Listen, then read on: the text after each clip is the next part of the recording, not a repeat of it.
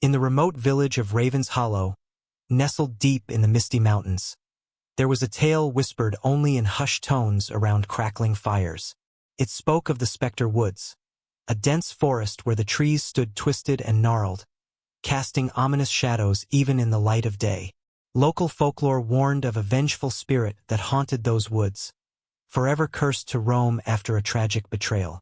It was said that anyone who ventured too far into the heart of the Spectre Woods would be ensnared by the spirit's wrath. One moonless night, a group of friends decided to test their courage. Armed with flashlights and nervous laughter, they ventured into the edge of the forest. The air grew thick with an unnatural chill as they pressed deeper into the darkness, the forest swallowing them whole. Branches clawed at their clothes, and the eerie silence was broken only by the crunch of leaves underfoot. They stumbled upon an ancient, overgrown cemetery, where moss-covered gravestones tilted at odd angles. Unease settled over them like a shroud. As they whispered nervously about turning back, a strange mist crept through the trees, enveloping them in an icy embrace. Shadows danced at the corners of their vision, and distant whispers seemed to echo their names. Panic began to grip their hearts. Suddenly, one of them let out a piercing scream. They had stumbled upon an old cabin hidden deep within the woods, a cabin no one had noticed before. Its windows were shattered, and the door hung crooked on rusty hinges. Relieved yet wary, they cautiously stepped inside. The cabin was frozen in time, its furnishings covered in dust and cobwebs. A sense of foreboding filled the air as they explored, finding strange symbols carved into the walls and ancient relics scattered about. It was as if the cabin itself held the memories of the horrors that transpired there long ago. In the flickering light of their flashlights, they found a diary that spoke of a desperate soul driven mad by betrayal, vowing revenge on those who wronged them. The entries grew increasingly erratic, filled with pleas for forgiveness and promises of eternal torment. As they read, the wind outside picked up, howling through the trees like the anguished cries of lost souls. Shadows twisted and contorted on the cabin walls, and the temperature plummeted until their breath fogged in front of them. Terrified, they fled the cabin, stumbling blindly through the underbrush until they burst into the clearing where they had entered. Gasping for breath, they dared not look back at the cabin, knowing that something malevolent lurked within its decaying walls. To this day, the friends swear that they can still hear faint whispers on the wind whenever they pass by the edge of the Spectre Woods, a reminder that some secrets are best left undisturbed, and some places are best left unexplored. As the friends emerged from the depths of the Spectre Woods, their hearts pounded in their chests, each breath a desperate attempt to dispel the lingering sense of dread that clung to them like a second skin. They stumbled out into the moonlit clearing, where the oppressive silence of the forest gave way to the distant sound of a mournful howl echoing through the trees. They huddled together, seeking solace in each other's trembling presence, trying to make sense of the horrors they had witnessed in that cursed cabin. The diary they had found weighed heavily on their minds, its cryptic words and unsettling revelations haunting their thoughts. One of them, Sam, a normally stoic member of the group, spoke up first, his voice shaky with fear. "That cabin.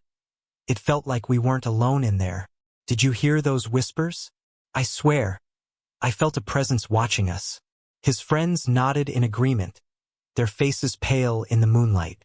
Sarah, who had been the one to find the diary, shivered as she recounted the final entries she had read. It spoke of vengeance, of a soul consumed by rage and despair. What if that spirit is still there, trapped in that cabin, waiting for someone to release it? They exchanged uneasy glances, each grappling with the chilling possibility that they had unwittingly stirred something ancient and malevolent in the depths of the Spectre Woods. The wind sighed through the trees, carrying with it a faint whisper that seemed to call their names. "We have to leave," whispered Emily, her voice barely above a frightened whimper. "We can't stay here, not after what we've seen." With renewed urgency, they stumbled back towards the village, their footsteps quickening with the growing sense of unease. The forest seemed to press in around them, its shadows stretching ominously as if to reclaim what had trespassed into its dark domain. They reached the outskirts of Raven's Hollow just as dawn began to break, the first rays of sunlight casting long shadows that seemed to retreat from the growing light. They dared not speak of the cabin or the diary again, each silently vowing to bury the memories deep within their minds. Weeks passed, and life in Raven's Hollow resumed its quiet rhythm.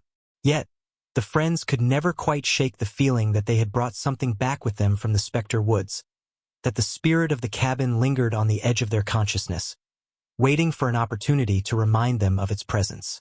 Late one evening, Sarah received a mysterious package at her doorstep. Inside was an old, weathered photograph, the same cabin they had stumbled upon in the woods, taken many decades ago. Scrawled on the back in faded ink were the words, "They never left." Trembling, Sarah showed the photograph to the others, their faces turning pale as they recognized the cabin and its eerie surroundings. The air seemed to grow colder around them, and a sense of dread settled over the room like a heavy blanket. As they huddled together once more, they knew then that their ordeal in the Spectre Woods was far from over, that they had unwittingly awakened something ancient and vengeful, something that would haunt their dreams and test their courage for years to come. And so, the legend of the Spectre Woods continued to grow, whispered in hushed tones around crackling fires in Raven's Hollow. A cautionary tale of curiosity turned to terror, of a cabin hidden deep within the woods where secrets lay buried and spirits waited patiently for their reckoning. And for the friends who dared to venture into the darkness that fateful night, they would forever carry the weight of their encounter with the cabin in the Spectre Woods, a reminder that some nightmares are real and some fears are best left unexplored. As weeks turned into months, the friends tried to move on with their lives. Yet the memory of the cabin in the Spectre Woods lingered like a persistent shadow. Strange occurrences began to unsettle their peace. Objects would inexplicably move on their own in their homes. Eerie whispers seemed to echo in empty rooms, and unsettling dreams haunted their sleep. Sam, who had always been the skeptic among them, found himself waking in the dead of night, cold sweat clinging to his skin. In his dreams, he wandered the dark corridors of the cabin, its walls closing in around him as he heard faint cries echoing from unseen depths. Each night, the dreams grew more vivid, more suffocating, until he feared closing his eyes at all. Sarah, who had discovered the diary, became obsessed with deciphering its cryptic messages. Late into the night, she pored over its pages, searching for clues that might explain the spirit's relentless torment. The diary spoke of betrayal and a tragic love lost, a story of anguish and despair that mirrored the whispers that now followed her everywhere. Emily, once the fearless adventurer of the group, found herself plagued by a sense of foreboding wherever she went.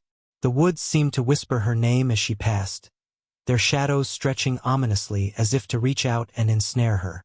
She avoided the edge of Raven's Hollow, fearful of catching a glimpse of the cabin that haunted her nightmares. As the months wore on, their friendships strained under the weight of their shared trauma. They grew distant, each consumed by their own fears and doubts. They avoided discussing the cabin, fearing that acknowledging its existence would only invite more torment. One stormy night, a year to the day since they had stumbled upon the cabin, a knock sounded at Sarah's door. She opened it to find a weather-beaten stranger standing on her doorstep, his eyes hollow and filled with an unsettling familiarity. "I've come for what belongs to me," the stranger rasped, his voice echoing with a chilling resonance that sent shivers down her spine. Before Sarah could respond, he stepped into her home with an unnerving confidence, as if he knew every corner of her house intimately. Panic gripped her heart as she tried to make sense of who this stranger was and what he wanted. Sam and Emily arrived moments later, drawn by the sound of raised voices. They found Sarah standing frozen in the doorway, her eyes wide with terror as she stared at the stranger who now stood in the center of her living room. "You shouldn't have come back," the stranger whispered, his gaze sweeping over each of them with a knowing certainty. "What do you want from us?" Emily demanded, her voice trembling despite her attempt at defiance. The stranger's lips curled into a chilling smile. "You released something that night in the Spectre Woods, a spirit that was bound by a curse. Now it seeks its revenge, and it will not rest until it has claimed what it was denied."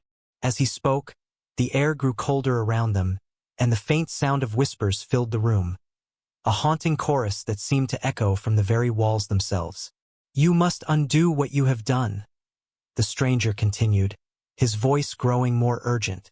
"Find the cabin, confront the spirit, and set things right before it's too late." With that ominous warning, the stranger turned and vanished into the stormy night, leaving the friends shaken and uncertain of what to do next. They stood in silence, the weight of his words hanging heavily between them. The cabin in the Spectre Woods beckoned once more, its secrets and horrors waiting to be unearthed. Reluctantly, they knew that they had no choice but to face their fears and confront the spirit that had been awakened. And so, with hearts heavy and resolve wavering, they embarked on a journey back to the Spectre Woods. A journey that would test their courage, their bonds of friendship, and their very sanity in a battle against an ancient curse that refused to be forgotten. The journey back to the Spectre Woods was fraught with tension and apprehension. The friends drove in silence, each lost in their own thoughts, haunted by the stranger's cryptic warning and the looming specter of the cursed cabin. As they neared the edge of Raven's Hollow, the atmosphere grew heavier, the air thick with a palpable sense of dread. The familiar trail into the woods beckoned ominously, the trees standing sentinel in the fading light of day. They parked their car at the familiar clearing where their ordeal had begun. The sun dipped below the horizon, casting long shadows that stretched across the forest floor. With flashlights in hand and hearts pounding, they ventured into the oppressive darkness of the Spectre Woods once more. Branches clawed at their clothes, and the ground seemed to shift beneath their feet as they navigated the winding path. The forest was eerily quiet, save for the rustling of leaves and the distant hooting of an owl, a stark contrast to the chaos that churned within their minds. After what felt like hours of tense silence, they stumbled upon the clearing where the cabin stood. It loomed before them, a decrepit silhouette against the night sky, its windows shattered and its walls weathered with age. Emily swallowed hard, her voice barely above a whisper. "We have to go inside. We have to face whatever's in there." Sam hesitated, his grip tightening on his flashlight. "What if it's too dangerous? What if we're not prepared?" Sarah, clutching the diary tightly to her chest, looked at them with a steely determination. "We came here to end this once and for all. We have to confront the spirit, to put an end to its torment and ours." With trembling hands, they pushed open the creaking door and stepped into the cabin. The air inside was thick with dust and the faint scent of decay. Shadows danced on the walls as their flashlights cut through the darkness, revealing remnants of a life long forgotten. A rusted stove, broken furniture, and the lingering echoes of lost memories. They moved cautiously through the rooms, searching for any sign of the spirit that had haunted their nightmares. Whispers seemed to swirl around them, faint voices that spoke of betrayal and anguish, of love twisted into bitterness and rage. In the heart of the cabin, they found an old, tattered chair facing a cracked mirror. The mirror reflected their weary faces, distorted by years of neglect and sorrow. Sarah placed the diary on the chair, its pages fluttering open to the final entries that had tormented her dreams. Suddenly, the temperature plummeted, and a chill wind swept through the cabin, extinguishing their flashlights in a flicker of darkness. Fear gripped their hearts as shadows gathered in the corners, coalescing into a form that seemed to materialize from the very essence of the cabin itself. The spirit stood before them, a figure draped in tattered robes, its eyes burning with a spectral light that pierced through the gloom. It radiated a palpable sense of anguish and longing, its presence suffocating yet mournful. "We seek peace," Sarah spoke with a voice that trembled but held resolve. "We seek to right the wrongs of the past." The spirit's gaze softened, its ethereal form wavering as if caught between realms. It spoke in whispers that echoed in their minds, recounting a tale of love and betrayal, of a life cut short by jealousy and deceit. The diary's words intertwined with its own, weaving a narrative of sorrow and redemption. With each revelation, the cabin trembled, its walls groaning under the weight of centuries-old secrets. The spirit reached out a translucent hand, its fingers brushing against Sarah's cheek with a touch that was both icy cold and filled with longing. And then, In a burst of blinding light, the spirit dissipated like mist in the morning sun. The cabin fell silent once more, its walls no longer echoing with the tormented cries of the past. Outside, the first rays of dawn broke through the canopy of trees, casting a gentle glow over the clearing. The friends stood in the quiet aftermath, their hearts heavy yet strangely lighter, as if a burden had been lifted from their souls. "We did it," Emily murmured, her voice filled with awe and relief. Sam nodded, a weary smile tugging at his lips. "It's over." They left the cabin and returned to Raven's Hollow, their steps lighter than they had been in months. The villagers noticed the change in them, the haunted look in their eyes replaced by a newfound peace, a resilience forged in the crucible of fear and redemption.